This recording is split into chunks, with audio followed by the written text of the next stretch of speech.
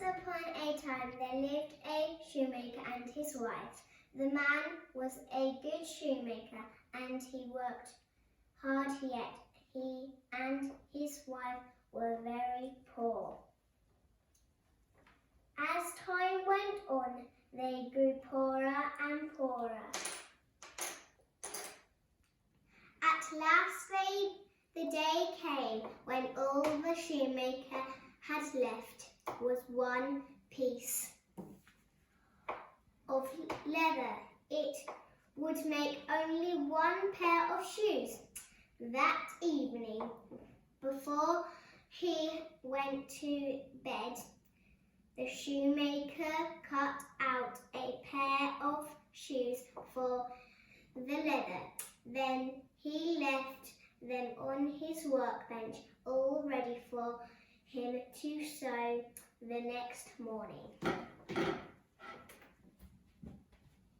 As they were going upstairs to bed that night, the shoemaker spoke sadly to his wife. "I have used my last piece of leather," he said. "I have cut out one pair of shoes. Tomorrow I will sew them when they are sold. I do not know what will become of us." The next morning, the shoemaker got up early and went into his workshop, ready to make the shoes. On his bed, instead of the leather he had left cut out, he found a pair of shoes already made. He was astonished and did not know what to think. The shoemaker took the shoes in his hands and looked carefully at them. They were neatly made, with not one bad stitch in them. He showed the shoes to his wife, who said, "I have never seen a pair of shoes so well made. They are perfect." The shoemaker and his wife could not think who had sewed the shoes. The same morning, a lady came into the shop to buy a pair of shoes. The shoemaker showed her the pair he had found on his bench. She said, "Oh, I have never seen such well-made shoes." The lady tried on the shoes. Oh.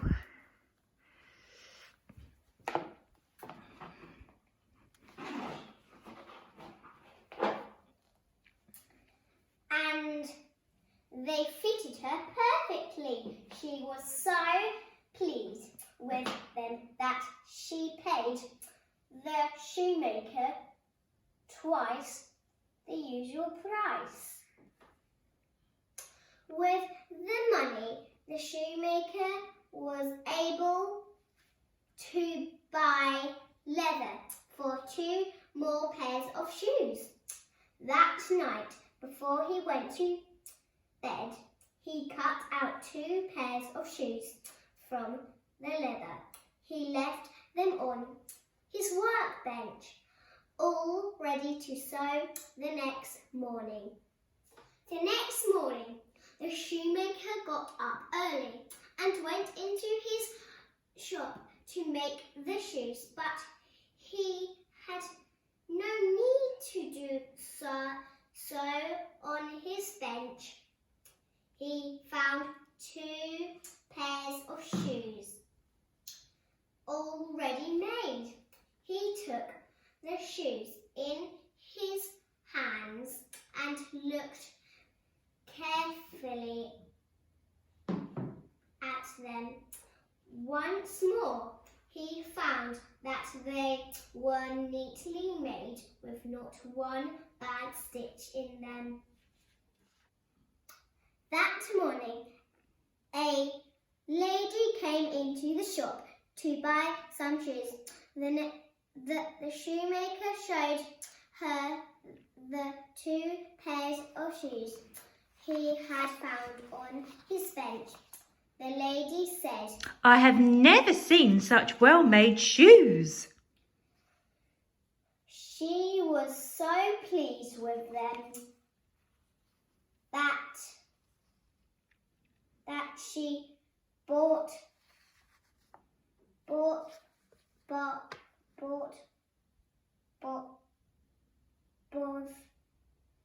pairs of shoes and paid the shoemaker twice the usual price. And so it went on. Every night, the shoemaker cut out some leather and left it on his workbench. Every morning, he found the shoes all neatly made.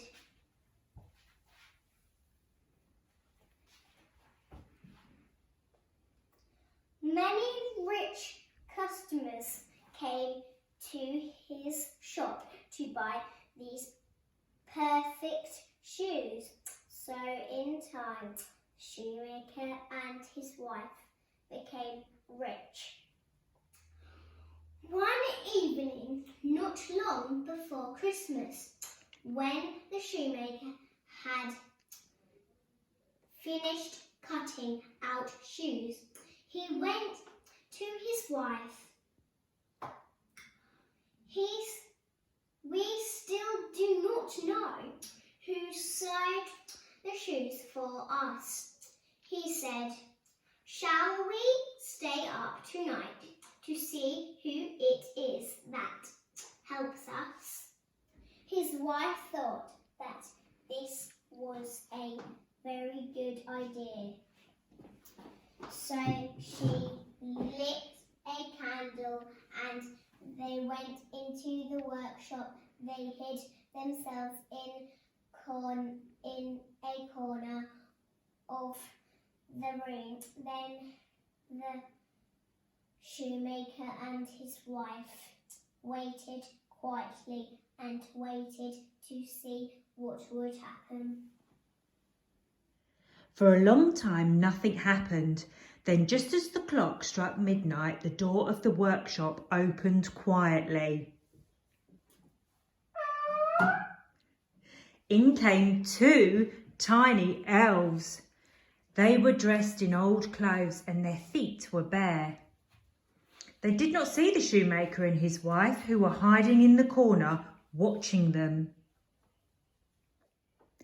The elves jumped onto the workbench and took up the shoes that were cut out. They began to stitch and sew and hammer. They worked so neatly and so quickly that the shoemaker could hardly believe his eyes. The elves did not stop for a moment until all the cut-out shoes were finished. Then they ran quickly away. Run, elves, run! The next morning at breakfast, the shoemaker asked his wife, "Who can we thank these little elves who have made us so rich and so happy?" "I know what we can do," said his wife. "We can make them new clothes and shoes. Their own clothes are ragged and their feet are bare." During the evenings that followed, the shoemaker and his wife began to make new clothes for the elves. The shoemaker chose the softest leather he could find. He cut out 2 of the tiniest pairs of shoes ever seen. Then he stitched the shoes as carefully as he could. The shoemaker's wife cut out 2 shirts and 2 pairs of trousers. She sewed them with tiny stitches. She made 2 little caps each with a feather in it.